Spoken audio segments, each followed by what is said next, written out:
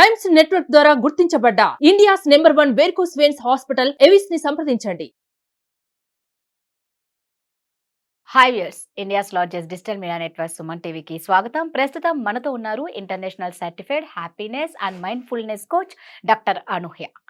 అనూహ్య, మీరైనా నేనైనా ఎవ్వరమైనా 100 ఏళ్ళ వాళ్ళు 80 ఏళ్ళ వాళ్ళు ప్రతి ఒక్కరూ టీనేజ్ ఒక డేంజర్ ఏజ్ నుంచి బయటకు వస్తాం.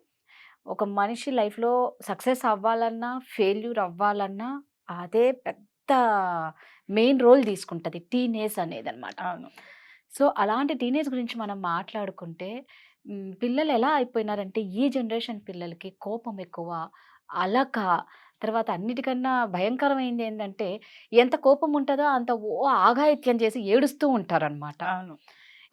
దీనివల్ల నిజంగా వాళ్ళు లైఫ్లో చాలా ప్రాబ్లమ్స్ ఫేస్ చేస్తారు. ముఖ్యంగా ఆడపిల్లలు చూసుకుంటే రేపు అత్తగారింటికి వెళ్ళాక చాలా సఫర్ అవ్వాల్సి వస్తుంది. అబ్బాయిలు చూసుకుంటే రేపు అమ్మాయి వచ్చిన అమ్మాయి సఫర్ అవుతుంది ఈ అబ్బాయి వల్ల. వీళ్ళ వల్ల ఫ్యామిలీలు డిస్టర్బ్ అవుతూ ఉంటాయి. ఎందుకు ఇలా అవుతుంది? ఇంకోటి ఏంటంటే ఈ టీనేజ్ పిల్లలు అందరూ ఇంట్లో ఒకటి చెప్పి బయటకు ఒకటి వెళ్ళిపోతూ ఉంటారు. పేరెంట్స్ ఎప్పుడు పిల్లలకి కాపలా కాయలేరు.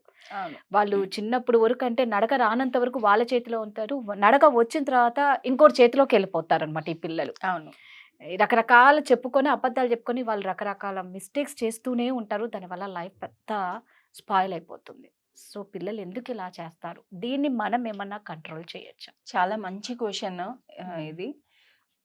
ఒక 10 ఇల్లులు ఉన్నాయంటే 8 ఇళ్లలోనే ఉన్న ప్రాబ్లమే ఇది. రైట్. పేరెంట్స్ భయపడిపోతున్నారు, పిల్లలకి భయపడతారు. ఎస్పెషల్లీ ఇప్పుడు ప్రెసెంట్ జనరేషన్ బట్టి అయితే పేరెంట్స్ ఏమీ మాట్లాడలేకపోతున్నారు పిల్లలతోని.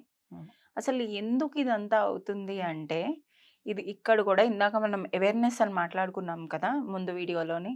ఇది కూడా అవేర్నెస్ అనేది లోపించటం వల్లే పిల్లలు అలా తయారవ్వడానికి. నేను ఇప్పుడు చెప్తున్నది మీకు చాలా షాకింగ్ గా అనిపించచ్చు.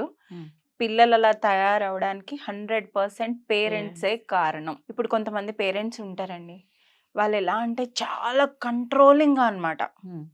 ప్రతిదీ దగ్గరుండి క్లోజ్ గా అబ్జర్వ్ చేస్తూ మైక్రో మేనేజ్ చేస్తూ ప్రతి చిన్న విషయం కూడా, అంటే వాళ్ళు వేసుకున్న బట్టల దగ్గర నుంచి కూడా బొమ్మరిల్లు సినిమాలో ఎగ్జాక్ట్లీ బొమ్మరిల్లు సినిమా లాగా.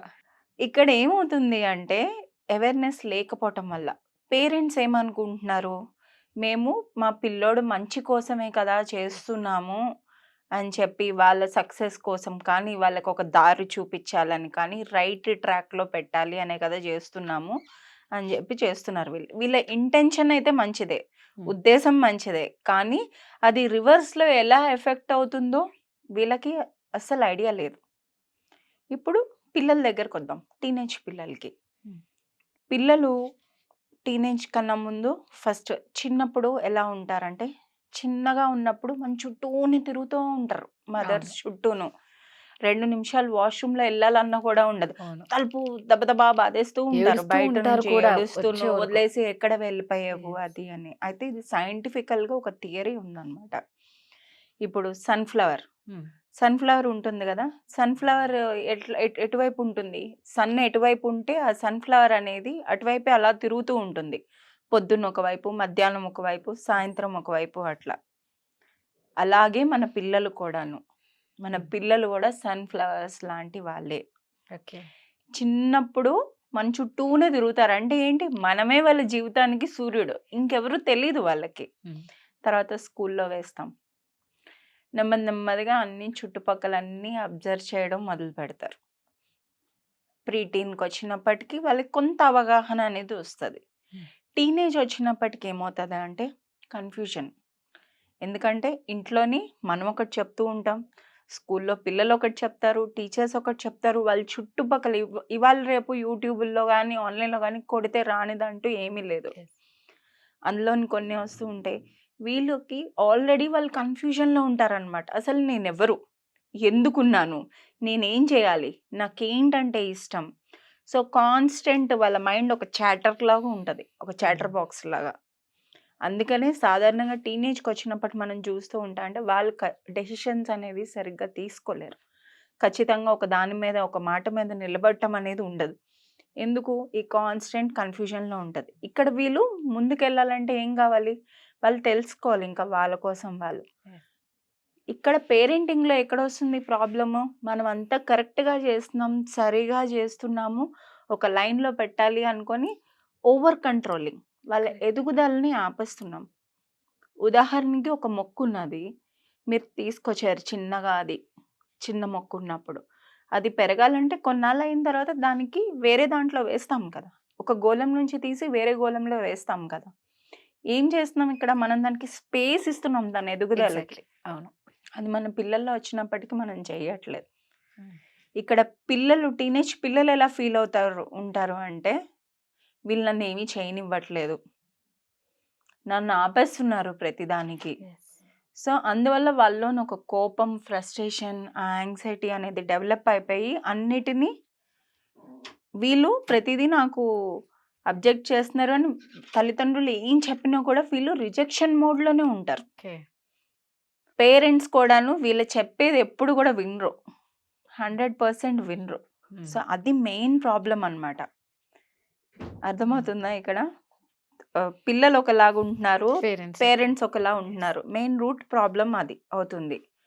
ఎందుకంటే అది ఎఫెక్ట్ ఎలా పడుతుందో పేరెంట్స్‌కే తెలియట్లేదు. ఓకే. దీని నుంచి బయటికి మనం పడాలంటే ఎలాగా? ఫస్ట్ 100% యాక్టివ్ లిజనింగ్ నేర్చుకోవాలి.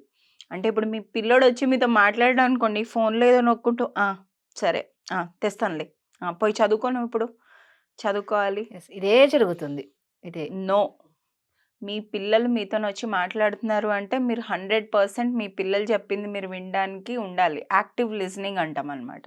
ఓకే. సెకండ్, అబద్ధాలు చెప్పి బయటొకటి, ఇంట్లో ఒకటి యెస్. చేస్తున్నారు. ఇదే జరుగుతుంది. దీనికి కారణం ఏంటి? ఎందుకంటే మనం ఆపేస్తాం కదా!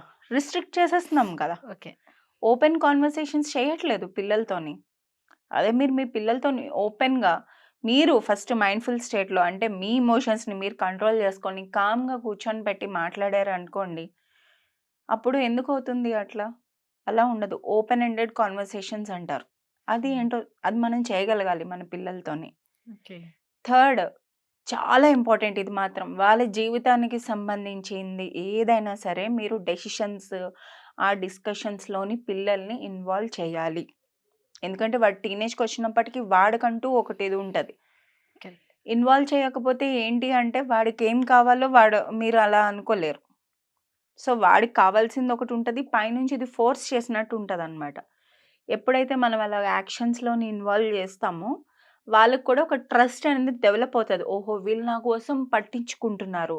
హ్మ్. వీళ్ళు నన్ను రెస్పెక్ట్ ఇస్తున్నారు. వీళ్ళు నాకు వాల్యూ ఇస్తున్నారు అని చెప్పి, అప్పుడు వాళ్ళు కూడాను కొద్ది కొద్దిగా ఇలాంటి చిన్న చిన్న చేంజెస్ చేసుకోవటం వల్ల వాళ్ళు కూడా వినడం అనేది మొదలుపెడతారు నెమ్మది నెమ్మదిగా. ప్రతి మాటికి మనం వాళ్ళు చేసే ప్రతి పనికి ఆపుతూ, చెప్తూ, కరెక్ట్ చేస్తూ ఉండకూడదు. ఇదివరకు కూడా మనం వీడియోలో చెప్పుకున్నాం last time. Connection comes before correction. First మీరు మీ పిల్లలతో కనెక్ట్ అయితేనే యెస్. మీరు వాళ్ళని కరెక్ట్ చేయగలరు. మీరు ఆ కనెక్షన్ అనేది డెవలప్ చేసుకోకుండా ఈ హ్మ్. కరెక్షన్ చేస్తే అవ్వదు. ఇలా కంటిన్యూస్‌గా ఇలా చేయటం వల్ల ఏమవుతుందంటే వాళ్ళు ఎమోషనల్‌గా డిస్కనెక్ట్ అయిపోతున్నారు పేరెంట్స్, పిల్లలు. అందువల్ల వాళ్ళు చెప్పింది నేను ఖచ్చితంగా వినకూడదు అని కూర్చుంటారు ఈ టీనేజ్ పిల్లలు. ఓకే. ఎప్పుడైతే ఆ కనెక్షన్ అనేది మనం డెవలప్ చేసుకుంటామో అప్పుడు వీళ్ళకి కూడా నెమ్మది నెమ్మదిగా అలవాటు పడి అయితే టైం పడుతుంది దేనికైనా. యెస్.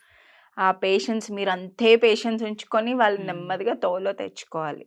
ఇప్పటి పిల్లలు మొన్న తరంలాగా నేను చెప్పాను ఇది నువ్వు చెయ్యాలి అంటే చేయరు. యెస్. అథారిటేటివ్ పేరెంటింగ్ గాని, హెలికాప్టర్ పేరెంటింగ్ గాని హ్మ్. అస్సలు ఇలా పనికిరాదు వీళ్ళతోని. Thank you. Thank you.